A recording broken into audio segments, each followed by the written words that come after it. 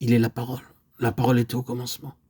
Et cette désignation signifie simplement que Dieu s'est fait connaître en nous sous la forme d'une personne, et non pas dans un livre. Dieu n'a pas écrit avant tout un livre, bien que nous ayons la Bible. Dieu a écrit une personne. Dans l'une de ces petites brochures, le docteur Simpson donne cette illustration, ou bien illustre la chose de cette manière. Il dit avoir vu, à une certaine occasion, la Constitution des États-Unis écrite. Elle était écrite sur un parchemin. Il en était tout proche et pouvait lire tous les détails de la Constitution des États-Unis.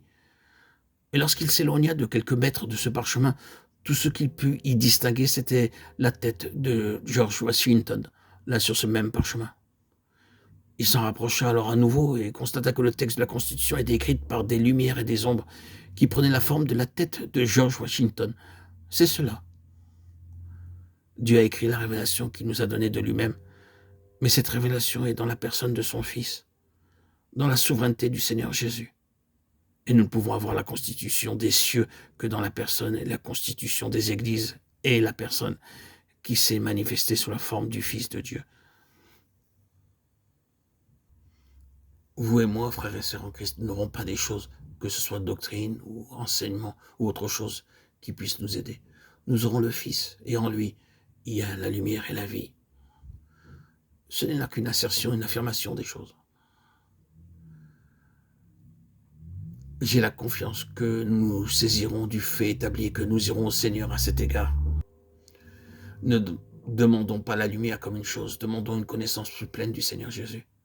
C'est le chemin, car c'est la seule manière vivante de le connaître. Et souvenons-nous que Dieu garde toujours lié à des situations pratiques la connaissance de lui-même qu'il nous a donnée en Christ. Cela est vrai des deux côtés. Il nous faut être dans une situation. Le Saint-Esprit, si nous sommes entre ses mains, nous fera entrer dans une situation qui rendra nécessaire une nouvelle connaissance du Seigneur. C'est un côté.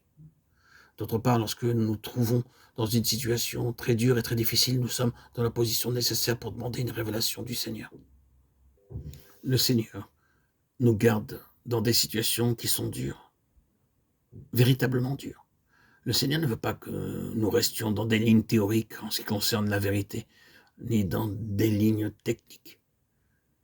Évitons la technique comme une chose en soi et reconnaissons bien que le Nouveau Testament contienne une technique. Nous ne pouvons pas simplement en extraire la technique sans l'appliquer. Il nous faut entrer dans des situations pareilles à celles du Nouveau Testament pour avoir une révélation du Christ qui réponde à cette situation.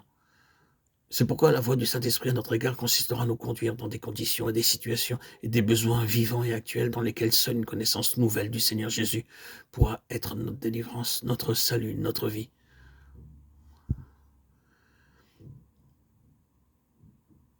Non pas la révélation d'une vérité, mais une révélation de la personne. Et pour que nous en arrivions à voir Christ de la manière qui répondra précisément à notre besoin. Nous ne vivons pas d'une chose, mais de lui.